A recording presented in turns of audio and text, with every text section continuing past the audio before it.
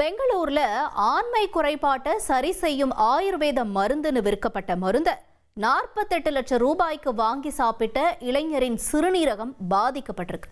இது தொடர்பா விரிவா பார்க்கலாம். இன்றைக்கு மொபைலை திறந்தாலே விதவிதமான மூலிகை மருந்துகளுக்கான விளம்பரங்களும் மருத்துவ டிப்ஸ்களும் கொட்டி கிடக்கிறது. அது போக இத மட்டும் சாப்பிட்டு பாருங்க என்று முக்குக்கு முக்கு ஆயுர்வேத மருந்து கடைகளும் முளைத்து வருகிறது. ஆனால் இப்படி விளம்பரம் செய்யப்படும் விற்பனை செய்யப்படும் மருந்துகள் எல்லாம் அங்கீகரிக்கப்பட்டதா, ஆரோக்கியமானவையா, அவை போலியாக இருந்தால் என்ன பாதிப்பை ஏற்படுத்தும் என்ற கேள்விகள் தொடரவே செய்கிறது. இந்த சூழலில் பெங்களூருவில் சாலையோரத்தில் விற்கப்பட்ட மருந்தை சாப்பிட்டதில் தன்னுடைய சிறுநீரகம் பாதிக்கப்பட்டு விட்டதாக இளைஞர் ஒருவர் காவல் நிலையம் சென்றிருக்கிறார்.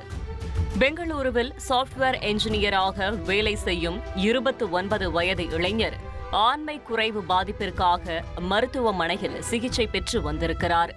கடந்த மே மாதம் மருத்துவமனைக்கு சென்று திரும்பிய போது ஆண்மை குறைவுக்கு விரைந்த தீர்வு என விளம்பரத்தோடு சாலையோரம் போடப்பட்ட விஜயலட்சுமி ஆயுர்வேத கடைக்கு சென்றிருக்கிறார். கடையிலிருந்த விஜய் குருஜி என்பவர் இதை சாப்பிட்டால் ஆண்மை குறைவு சரியாகும் என்று கொடுத்த மருந்தை 1,60,000 ரூபாய் கொடுத்து வாங்கி சாப்பிட்டிருக்கிறார். இப்படி தொடர்ச்சியாக 17 லட்சம் ரூபாய்க்கு மருந்தை வாங்கி சாப்பிட்டவர் ஒரு கட்டத்தில் வங்கியில் 20 லட்சம் ரூபாய் கடன் வாங்கி மருந்துகளை வாங்கி இருக்கிறார். ஆனால் அவரது ஆண்மை குறைவு சரியாகவில்லை. இறுதியாக அவருக்கு உடல்நிலை சரியில்லாமல் போனதும் மருத்துவமனை சென்றிருக்கிறார்.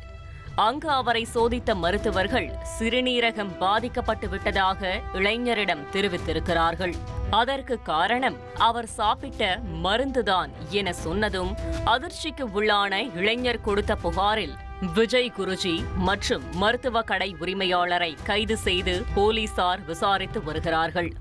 ஆண்மை குறைவுக்காக ஆயுர்வேத மருந்து என விற்கப்பட்ட மருந்தை சாப்பிட்ட இளைஞரின் சிறுநீரகம் பாதிப்பு என்ற செய்தி அதிர்ச்சியை ஏற்படுத்தி இருக்கிறது. பொதுவாகவே மூலிகை மருந்து என்று போலியாக விற்கப்படும் மருந்துகளை சாப்பிட்டாலே பாதிப்பு ஏற்படலாம் என எச்சரிக்கிறார்கள் மருத்துவர்கள். ஆயுர்வேத மருத்துவத்தில் சிகிச்சை பெற வேண்டும் என்றால் அங்கீகரிக்கப்பட்ட மருத்துவர்களிடம் பெறுவதே சரியாக இருக்கும் என அறிவுறுத்துகிறார்கள்.